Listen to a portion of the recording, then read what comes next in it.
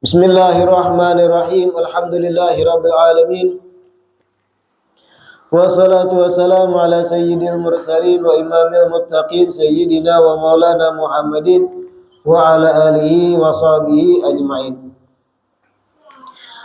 Alhamdulillah, segala puji kembali dan selalu teratur kehadirat Allah yang masih memanjangkan umur dan melimpahkan kesehatan, keafiatan pada kita seberataan, sehingga diperjumpakan lagi di majelis ilmu yang kita selalu berharap mudah-mudahan membawa kita berataan pada kebaikan-kebaikan dunia dan akhirat. Amin ya rabbal alamin.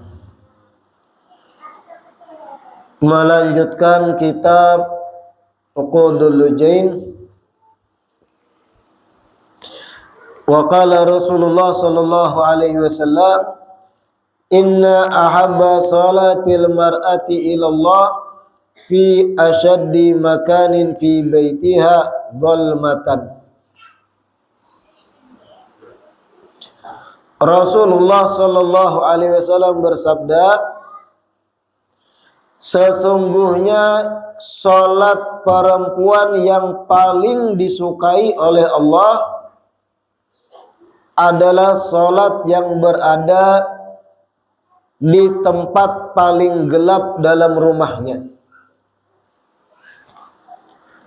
Sesungguhnya salat bebinian yang paling dikatujui Allah Ta'ala adalah salat bebinian di tempat paling gelap dalam rumahnya. Kenapa demikian? Sebagaimana disampaikan pertemuan sebelumnya, semakin bebinian itu menutup diri dari pandangan lakian banyak dan semakin tertutup kada kelihatan lalu, lebih-lebih dalam ibadah sholat, maka itu semakin baik gesan binian tadi. Sampai-sampai jar Nabi di sini, sembahyang binian yang paling dikatujui Allah Ta'ala di tempat paling kadap yang ada di dalam rumahnya. Wa qala Rasulullah sallallahu alaihi wasallam, innal mar'ata takhruju min baitiha wa ma biha ba'sun. Al-waw lil hal ay wal hal laysa biha dararun. Fayastashrifuha syaitan ay yarfa'u basarahu ilaiha liyughwiha. Fayaqulu ay asyaitan la tamurrina bi ahadin illa a'jabtihi. Wa innal mar'ata la talbasu thiyabaha fayaqulu ahluha aina turidin taqul fataqulu ay al mar'atu a'udu maridan au asyhadu janazatan au usalliya fi masjidin wa ma 'abadatil mar'atu rabbaha mithla an ta'budahu fi baitiha ay ma'al iqamatiha. Riwayat lain Rasulullah bersabda, kita terjemahkan yang di dalam kurungnya dulu, yang huruf besarnya. Innal mar'ata takhruju min baitiha wa ma biha ba'sun. Sesungguhnya terkadang perempuan keluar dari rumahnya padahal kadada keadaan darurat. Fayastashrifuha syaitan. Kemudian ketika wanita tadi keluar dari rumah tanpa keadaan darurat, syaitan pun akan memperhatikannya. Kemudian setan berkata, fayaqul la tamurrina bi ahadin illa a'jabtihi. Ujar setan pada perempuan yang keluar rumah tanpa keadaan darurat tadi, tidaklah engkau wahai perempuan berjalan melalui seorang laki-laki pun kecuali engkau akan memukau lelakian tersebut. Artinya engkau akan memancing fitnah pada lakian tersebut. Wa innal mar'ata la talbasu thiyabaha fayaqulu ahluha aina turidina fataqulu a'udu maridan aw asyhadu janazatan wa usalli fi masjidin. Dan sesungguhnya perempuan terkadang memakai pakaian-pakaiannya, memakai baju-bajunya, bersiap-siap memakai baju kayak itu. Fayaqulu ahluha, kemudian keluarganya berkata pada si wanita, aina turidin, kemana engkau hendak tulak? Fataqul, wanita ini menjawab, a'udu maridan, ulun hendak menjenguk orang sakit. Au asyhadu janazatan, atau inya beralasan ulun hendak melayat jenazah. Au usolli fi masjidin, atau alasan ulun hendak tulak ke masjid. Wa ma abadatil mar'atu rabbaha mitla an ta'budahu fi baitiha. Lalu jar Nabi, tidaklah seorang perempuan bisa menyembah Allah Ta'ala sebaik inya beribadah di rumahnya sendiri. Tidaklah bebinian bisa beribadah kepada Allah Ta'ala sebaik dengan inya beribadah di dalam rumahnya seorang atau rumahnya sendiri, ya Nabi. Nah, hadis ini memberitahukan kepada kita berataan, bebinian kalau kaluyuran keluar rumah tanpa hajat, bukan dalam keadaan darurat kayak itu. Kayak apa keadaan darurat? Contohnya rumah banjir, mau keluar, atau kebakaran, maulah berhinip di dalam, itu darurat. Keluar bebinian tadi kaluyuran, keluar pada rumah, setan-setan pun menanti keluarnya bebinian semacam itu. Lalu apa yang terjadi? Ujar setan, la tamurrina bi ahadin illa a'jabtihi. Tidaklah ikam ini akan melalui lalakian, tidaklah ikam kena wahai bebinian melewati lalakian yang ikam lewati di jalan, mengecualikan lalakian akan terpukau dengan pian, tergoda dengan pian, syahwat lawan pian. Artinya ketika biniannya sudah keluar rumah, ada lalakian pinggir jalan. Setan bermain di situ. Apa permainan setan? Kayak apa caranya mata lalakian itu memandang pada binian ini cantik dan bersyahwat pada binian tadi. Padahal bisa jadi sebenarnya kada sebungas itu binian tadi. Tapi karena ini kesempatan setan supaya memunculkan syahwat pada lakian, dan kebetulan biniannya mau keluar rumah, di situ terjadi fitnah setan, muncul syahwat, dan di situ menjadi celah besar kejahatan, pemerkosaan dan sebagainya. Apalagi kalau di jalan kosong, di hutan binian sorangan, gadis pulang, berjalan lenggak-lenggok sorangan, ada lelakian yang buntat tadi dulu, dikiau lakiannya, ding kemana, menyahut lemah lembut dah pulang, ulun ke pasar, berjual gitu. Jangan heran kejahatan terjadi, pemerkosaan dan sebagainya. Setelah tuntung diperkosanya, lakian tuh panik pulang. Kalau pindah bakabar nyelan orang kampung, dibisik setan pulang, bunuh di setan. Bunuhnya, mutilasinya, timbainya ke sungai dan sebagainya. Akhirnya dua kejahatan gana tegawi, perzinahan dan pembunuhan. Na'udzubillah min dzalik. Siapa salah? Bebinian yang berhias keluar rumah dan menjuali, artinya memancing kepada lakian lain agar syahwat kepadanya. Padahal bisa jadi binian tadi kada bungas, tapi karena setan yang bermain lalu kelihatan bungas. Pernah lapian mendengar istilah rumput tetangga nampak lebih baik dari rumput pribadi? Pernah lapian mendengar istilah itu? Pian yang sudah punya istri akan paham itu. Pian nih bisi bini 2-3 tahun bahkan 10 tahun dah lawan bini nih, berpasangan sebagai suami istri. Tapi terkadang ketika melihat bini kawan, muas bini kawanku.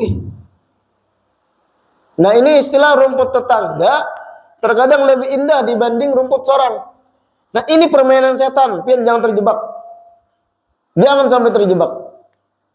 Dan itu penyakit lakian. Dan ini kada paham bahwa ini bagian dari strategi setan. Melihat bini seorang yang sudah puluhan tahun berkawan, berumah tangga, biasa aja. Sekali melihat bini kawan, kenapa pindah bungas ya kawan? Untungnya dapat bini. Malah bernafsu lawan orang lain, bahkan bernafsu lawan bini orang. Ini setan bermain. Tapi ketika nang laki dari binian yang kita anggap bungas tadi, ditakuni, kayak apa bini kam tuh bungasnya? Bungas bini kam, dia bilang. Nah, itu permainan setan di situ. Ampun orang yang jelas haram bagi kita dipercantik, dipandang. Dan ini gawian setan yang mempercantiknya di mata kita. Tapi ampun seorang yang jelas halal, nang kalau pian pakai 5 kali sehari gin, ada berdosa bahkan berpahala. Paham lah pian 5 kali sehari maksudnya. Tapi ketika dipandang kadang muncul rasa, kenapa ya? Rasanya baru pas pacaran bungas. Kenapa pas pacaran juga dilihat bungas? Karena setan bermain, masih haram waktu itu. Nah ini sebagai suami yang sudah berumah tangga, pian harus paham jebakan-jebakan setan semacam ini. Jangan mau terjebak. Apalagi kalau ternyata bini kawan ini sama miangnya. Bini kawan ini miang. Sudah melihat kita pindah ketujuh mi'itihi. Nangaran bini kawan ini miang juga. Setan pun bermain. Inya merasa bosan dengan suaminya seorang. Akhirnya minta nomor kisah-kisah. Amun pebila-bila pipa di dapur kota pacul baik iyakanlah. Becet dan sebagainya. Setan masuk lalu selingkuh dengan bini orang. Nang biniannya selingkuh lawan laki orang. Na'udzubillah min. Itu tipu daya, tipu muslihat setan. Apa dalilnya? Salah satunya ini. Ujar setan. La tamurrina bi ahadin illa a'jabtihi. Tidaklah ikam wahai binian berjalan melalui lalakian kecuali akan menggoda lakian. Aku yang bermain maksud setan. Na'udzubillah min. Makanya hati-hati benar. Dan bebinian yang sudah punya suami, dengarkan nih. Jangan pian kebiasaan mempercantik diri tujuan agar dilihat orang banyak. Kecantikan pian itu hak suami pian.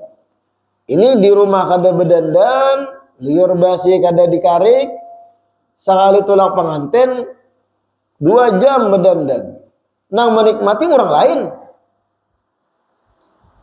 Nang menikmati kecantikan, keelokan, keindahannya orang lain. Laki seorang di rumah maka dihadapi. Kadanglah binian itu, yang sudah punya suami nih, berpandang lawan laki yang lain lembut mana, inggi. Nah kada tahu ulun. Sekali lawan laki seorang kayak bakal lahi. Tahu? Mama gerang. Nah. Hati-hati kita jangan sampai dijebak oleh setan. Setan tuh kada ketujuh hubungan halal. Ingatkan itu. Setan kayak caranya kalau kawan 2 laki bini itu bakal lahir terus. Kayak caranya terjadi perceraian. Karena kalau sudah terjadi perceraian, dampak negatifnya banyak kan. Nang anak kada tagaduh. Nang anak kada dapat belas kasihan. Kada dapat kasih sayang kuitan. Berpisah kuitannya. Ketika anak kan kurang kasih sayang, akhirnya apa? Mencari perhatian di luar rumah. Dapat perhatian oleh kekawanannya yang rusak. Kekawanan yang rusak yang peduli. Mengapresiasi pencapaian-pencapaiannya. Akhirnya terkawan lawan orang rusak. Tak bawa-bawa akhlak rusak kekawanannya. Rusak kekanan tadi. Tumbuh dewasa karena kekanak yang rusak masa lalunya. Jadi penjahat. Jadi orang kada bujur. Semakin muncul kejahatan-kejahatan yang lain. Kemungkinan besar kejahatan semakin banyak. Baampik setan. Asa muasa perceraian. Tapi memang kalau perceraian adalah jalan satu-satunya untuk memperbaiki, jalani. Cuma usahakan kalau sudah bisa anak, jangan sampai kita memberi kesan kita bercerai bakalahian, becakut. Artinya tetap aja jalin sebagai kuitan. Artinya sampaikan ke anak bahwa abah ini habis jodoh aja lawan Umma Ikam. Tapi baik-baik aja.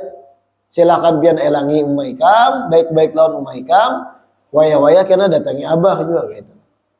Kalau memang perceraian solusi terakhir daripada dipertahankan tambah berusak. Wa ma abadatil mar'atu rabbaha mitla an ta'budahu fi baitiha. Di ujung hadis tadi mengatakan, tidaklah seorang perempuan bisa beribadah kepada Allah Ta'ala dengan ibadah yang lebih baik di dalam rumahnya sendiri. Artinya ibadah-ibadah bini yang di luar rumah itu baik, tapi ada yang jauh lebih baik, yaitu beribadah di dalam rumahnya seorang. Jangan kelihatan orang. Wa an Abi Muhammadin Asy-Syaibani annahu ra'a Abdullah ibni Syayyab bahwa sahabi yukhrijun nisaa minal masjid yauma jum'ati wa yaqul ukhrujna ila buyutikun ay ukhrujna minal masjid wa dhabna ila buyutikun fadzalika khairun lakun rawahu ay hadzal hadits Sulaiman al-Lakhmi at-Tabrani fil Kabir. Diriwayatkan dari Abu Muhammad Asy-Syaibani bahwasanya beliau suatu hari melihat Abdullah bin Syayyab, seorang sahabat Nabi, yang mana Sayyidina Abdullah bin Syayyab beliau mengeluarkan atau mengajak perempuan-perempuan keluar dari masjid di hari Jumat. Jadi terjadi kejadian di zaman Abdullah bin Syayyab, babinian-babinian hendak umpat berjumat. Umpat juga berjumat kayak lakian deh. Karena dikiranya fadilat Jumat itu umum, lakian binian dapat fadilat Jumat, yang datang sungsung dapat pahala sekian, ini dan itu. Dikiranya itu fadilat umum lakian binian, padahal itu teruntuk pada lakian. Tulakan binian ke masjid di zaman itu. Lalu Sayyidina Abdullah bin Syayyab melihat. Singkat cerita, Abdullah bin Syayyab berkata pada binian tadi, ukhrujna ila buyutikun, wahai ibu-ibu perempuan, keluar dari masjid, bulik ke rumah pian masing-masing aja. Fadzalika khairun lakun, itu pahalanya lebih gana bagi buhan pian. Pian beribadah di rumah lebih gana. Jangan umpat berjumat di masjid. Tapi seandainya dalam fikih, binian umpat berjumat di masjid sah. Cuma malah lain. Adalah pernah kejadian di masjid buat binian berjumat. Tak lalu sawat kejadian. Keluar jar Abdullah bin Syayyab. Ibadahnya pian di rumah itu lebih baik. Diriwayatkan hadits ini oleh Sulaiman al-Lakhmi, yaitu Imam Tabrani fil Kabir ay al-Mu'jamul Kabir al-Musannaf fi asma'i sahabah. Wa ruya anna imra'atan marrat ala Abi Hurairah radhiyallahu anhu wa rihuha ya'sifu. Faqala laha aina turidin ya amatal jabbar. Diriwayatkan bahwasanya ada seorang perempuan, seorang wanita marrat ala Abi Hurairah, berjalan melewati Sayyidina Abu Hurairah, Abdurrahman bin Sakhar. Ketika perempuan ini melewati Sayyidina Abu Hurairah, warihuha ya'sifu, aroma wangi binian tadi harum, semerbak. Yafuh dalam bahasa Arab, keciuman kesana kemari. Artinya memakai wewangian bebinian ini. Faqala laha, Sayyidina Abu Hurairah berkata, aina turidina ya amatal jabbar, wahai hambanya yang maha perkasa, wahai hamba Allah, katanya. Hendak ke mana pian, ujar Abu Hurairah. Qalat ilal masjid, ujar binian ini, ulan hendak ke masjid, tapi pakai wewangian yang harum benar. Qala Abu Hurairah berkata pulang, awa tatayyabti, awa tatayyabti, pian ini memakai wewangian kah? maka minyak harum kah? Qalat na'am. Ujar binian inggih ulun pakai wawangian harum benar. Qala Abu Hurairah berkata lagi, farji'i fagtasili, bulik pian ke rumah, jar Abu Hurairah. Setelah bulik mandi dulu bersih-bersih. Fa inni sami'tu Rasulullah sallallahu alaihi wasallam yaqul, karena jar Abu Hurairah ulun mendengar Rasulullah pernah bersabda, la yaqbalullah salatan min imra'atin kharajat ila masjid wa rihuha ya'sifu hatta tarji'a fataktasila. Ulun mendengar jar Abu Hurairah Nabi bersabda bahwasanya Allah Ta'ala tidak menerima salat dari seorang perempuan yang keluar dari rumah menuju masjid sedangkan bau badannya wangi semerbak.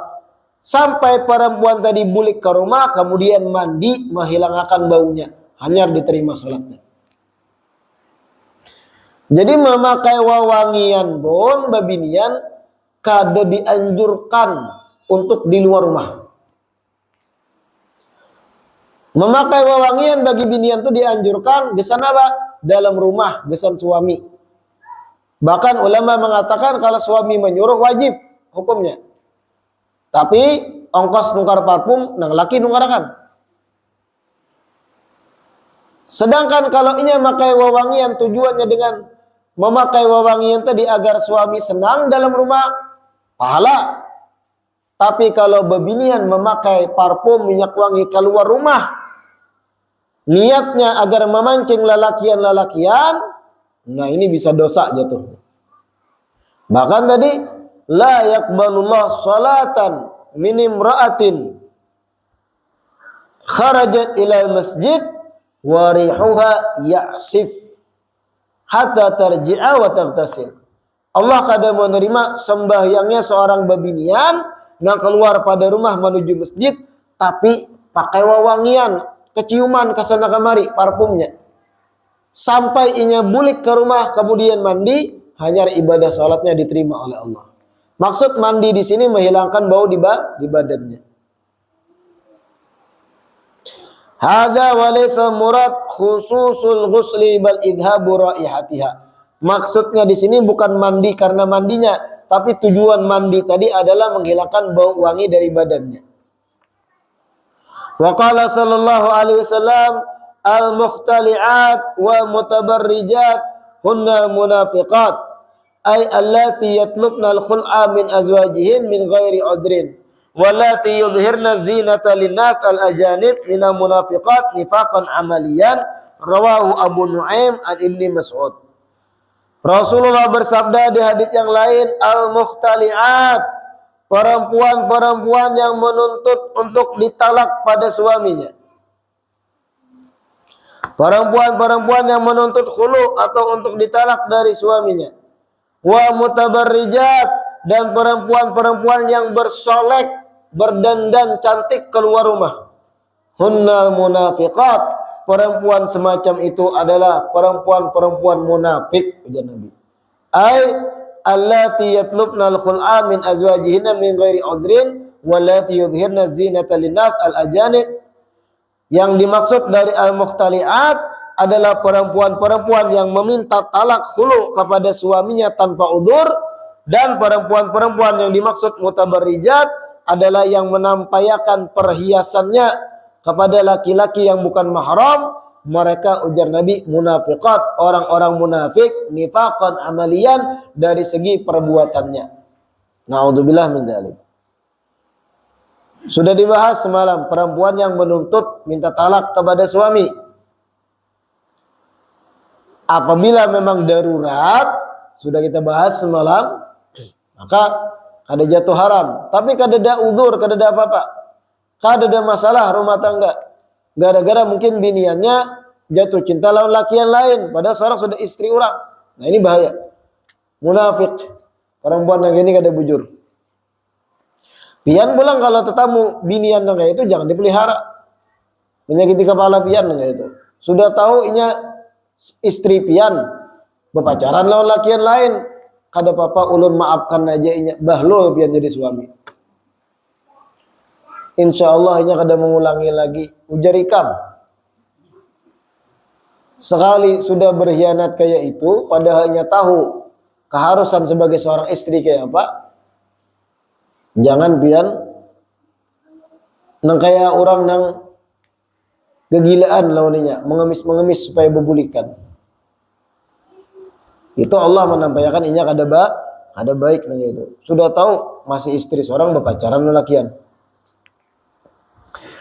Waruya an Aisyah radhiyallahu anha qalat bainama Rasulullah sallallahu alaihi wasallam jalisun fil masjid.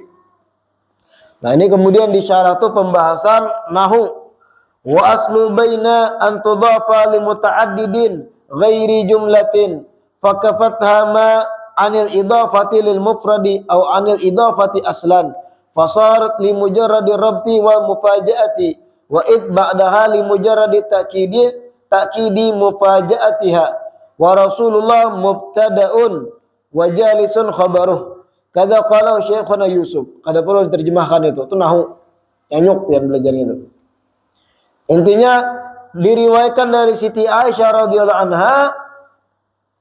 Siti Aisyah bercerita bainama. Arti bainama ini yang diurai dalam nahu tadi. Ketika Rasulullah sallallahu alaihi wasallam jalisun fil masjid, duduk di masjid. Nah, itu aja. Ringkas diterjemahkan. Kalau dikupas secara nahu panjang. Wa qala Ahmad ad-Dardir bainama dharfuz zaman tudaf ila jumal thumma dominat ma'na syarti falidha kanat labudda la min jawabin wa jawabuha labudda an yakuna maqrunan bi id kama huna aw bi idza al-fujaiyataini wa ma'na baina awqati qauni Rasulullah sallallahu alaihi wasallam jalisan fil masjid. Ujar Siti Aisyah ketika mana Rasulullah lagi duduk di masjid, iddakhalat imratun min Muzainatin. Tiba-tiba mufajaah, tiba-tiba masuk seorang perempuan dari qabilah atau dari wilayah Muzainah. Dari qabilah Muzainah. Bitasghir ismu qabilatin min Mudar wa huwa Muzainatu ibni Adin bin Tabikhatin ibni Ilyas ibn Mudar. Perempuan dari suku Muzainah datang kepada Nabi tarfulu ay tutilu thiyabaha. Yang mana perempuan ini memakai baju yang panjang. Baju panjang, baju yang indah panjang, fi zinatin, pakai hias-hiasan. Bajunya sudah panjang, berhias-hias, bermanik-manik, memancing perhatian. Fi zinatin laha fil masjid. Masuk masjid binian ini. Nabi lagi duduk di masjid. Faqala Nabi sallallahu alaihi wasallam, Nabi pun berucap melihat bebinian yang berdandan. Berdandan berlebihan tadi masuk masjid. Ujar Nabi, ayyuhan nas, wahai manusia, inhau nisaakum an lubsi zinati wa tabakhturi ay tahsinil masyi fil masjid. Wahai manusia, ajar Nabi, laranglah wanita-wanita kalian dari memakai perhiasan dan berjalan dengan congkak di dalam masjid. Jadi binian tadi sudah berhias, cantik, berjalan kayak orang sombong pulang. Kayak apa binian jalan sombong tuh kayak apa? Kalau lakian sombong mengusungkan dada, kalau binian sombong kayak apa? Siapa yang tahu? Banyak cara binian berjalan sombong angkut tuh banyak. Ada dengan aneka macam ekspresi muha, kadang dengan gaya tangan, kadang dengan dilambat-lambati berjalan, kadang dengan lirikan mata yang sinis kepada wanita lain. Ada ciri-ciri kesombongan, tabakhtur. Nah, binian ini masuk masjid sudah berhias berhimat, jalannya sombong pulang, tabakhtur. Lalu Nabi berucap, wahai manusia berataan, inhau nisaakum, laranglah wanita-wanita kalian memakai perhiasan dan jalan dengan congkak di dalam masjid. Fa inna bani Israila lam yul'anu hatta albasu nisa'ahum zinata wa tabakhtaru. Sesungguhnya Bani Israel itu, ujar Nabi, mereka tidak dilaknat sampai mereka memberi pakaian-pakaian kepada wanita mereka dengan hiasan-hiasan kemudian mereka sombong dengannya. Setelah itu Bani Israel dilaknat. Gara-gara membiarkan wanita-wanitanya memakai hiasan yang banyak dan congkak sombong dengan apa yang dipakainya. Ay masya mutakabbirin fil masjid. Gara-gara wanita mereka Bani Israel di tempat ibadah memakai pakaian yang hiasan yang banyak dan sombong dalam masjid, sebab itu Bani Israel dilaknat oleh Nabi. Jangan tak ulang lagi di umat kita, umat Nabi Muhammad maksud Nabi. Nah ini teguran keras bagi ibu-ibu sosialita. Pahamlah pian ibu-ibu sosialita. Ada istilah modern itulah ibu-ibu sosialita. Apa ibu-ibu sosialita? Ibu-ibu yang kesana kemari berisi grup sendiri, circle pergaulan, yang mana mereka itu kadang merekrut anggotanya melihat dari kemampuan materinya. Kalau dilihat ibu ini sugih, masuk grup kita, tim kita gitu. Kadang berlima, berenam, bertujuh. Ketika ada orang lain yang kada tapi berduit hendak bergabung, ini sinis. Itu lain, kada circle kita gitu. Lalu tulakan kadang beumbayan terus ke sana kemari. Tulak ke pengantinan beumbayan, befotoan, berselfian bersama-sama.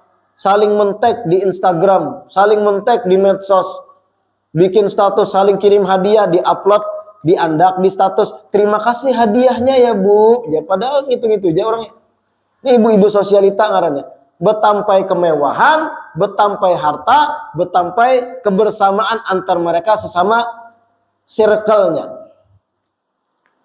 Ibu-ibu sosialita kayak ini, jangan heran pian, kadang mereka tulak ke majelis taklim. Wah, majelis-majelis ilmu tulakan juga, tapi circle ini aja. Tulakan bermobil mewah, tulakan juga. Ketika taklim ngana lagi belajaran mendengar ceramah, memoto toh. Memoto ceramah kutipannya dipasang ngana di status. Subhanallah, adem sekali ceramahnya. Sambil di-tag kawanannya. Ya bagus juga, Pang, hadir majelis juga ujung-ujungnya. Tapi inilah ibu-ibu sosialita, fenomenanya di luar. Terkadang mereka-mereka semacam ini hadir kegiatan di masjid, taklim perempuan anggapnya di masjid, pakai hiasan, gelang emas noh, gelang berat tangan noh, kalung emas, pakai baju nang mehong, tau mehong lah, mahal. Jadi outfit, nah istilahnya outfit, pakaiannya ini kalau dihitungi dari ujung kepala sampai betis, apa yang dipakainya, itu kadang 40-50 juta nilainya. Ada juga yang gigi emas lah. Tapi jarang tuh Bang. Nah ini nih, teguran. Nabi melarang perempuan masuk masjid atau masuk tempat ibadah memakai pakaian yang congkak, hiasan yang banyak, dan lalu menyombongkan diri dengan wanita lain dengan pakaiannya tadi. Meskipun ikam hadir di masjid tadi, hadir majelis ilmu, tapi kalau cara dandan ikam kayak itu kada bujur. Fa inna bani Israila lam yul'anu hatta albasu nisa'ahum az-zinata wa tabakhtaru fil masjid, ujar Nabi. Sesungguhnya Bani Israel itu mereka tidak dilaknat sampai mereka memberi pakaian pada wanita-wanita mereka dengan hiasan-hiasan, kemudian mereka menyombongkan diri dalam masjid. Akhirnya pun Bani Israel dilaknat oleh Allah. Maksud Nabi jangan terulang di umatku kayak itu. Nah, ibu-ibu sosialita tuh bahaya kayak itu. Circle-nya aja rami, dibuatnya aja, di-upload di medsos. Melihatan ibu-ibu yang kada berduit, runyam hati, ya Allah subihnya buhannya. Ada apa aku bergabung gitu. Banyak patah hati orang melihat. Kada baik nang kayak itu kada baik. Karena dalam mobil Alphard berselfie, mobilnya larang 1-2 M, berselfie di dalam. OTW majelis dulu. Ngapa nang ini nih? Tapi baik juga daripada kada tulak majelis sama sekali. sedikit demi sedikit dirubah, diperbaiki hal-hal yang kayak itu tuh. Rawah Ibnu Majah wa hadhi azinatu kabiratun idza tahaqqaqatil fitnah amma mujarradu khasyatiha fa huwa makruh aw ma'adhanniha fa huwa haram ghairi kabirah kama afada Ibnu Hajar. Lalu disebut bersolek atau berhias diri tadi itu bisa jadi dosa besar apabila kalau diyakini bakal terjadi fitnah. Kalau begini yang tadi bersolek, bercantik diri, yakin akan menimbulkan kejahatan dengan penampilannya itu, orang lainlah syahwat nafsu lalu memperkosanya, atau maling-maling yang tadinya kedede niat jahat, timbul niat jahat untuk merampoknya, haram ini berhias kayak itu. Kalau yakin akan ada kejahatan. Tapi kalau sekedar cemas-cemas saja, artinya ada kecemasan sedikit kalau pina terjadi kejahatan padaku, tetap bersolek, maka makruh hukumnya. Tapi kalau ini dugaannya kuat, kada yakin tapi dugaannya kuat, bakal terjadi kejahatan kalau aku berhias diri kayak ini, maka jadinya haram tapi kada masuk dosa besar. Haram tapi kada dosa besar. Sebagaimana dijelaskan oleh Imam Ibnu Hajar. Wa qala Nabi sallallahu alaihi wasallam ayyuma imra'atin ista'tarat ay istamalatil itra wa huwa atibu wa murad ma yudhiru riha thumma kharajat min baitiha famar ala qaumin wallahu a'lam. Insyaallah dilanjutkan di perjumpaan yang akan datang dan selanjutnya.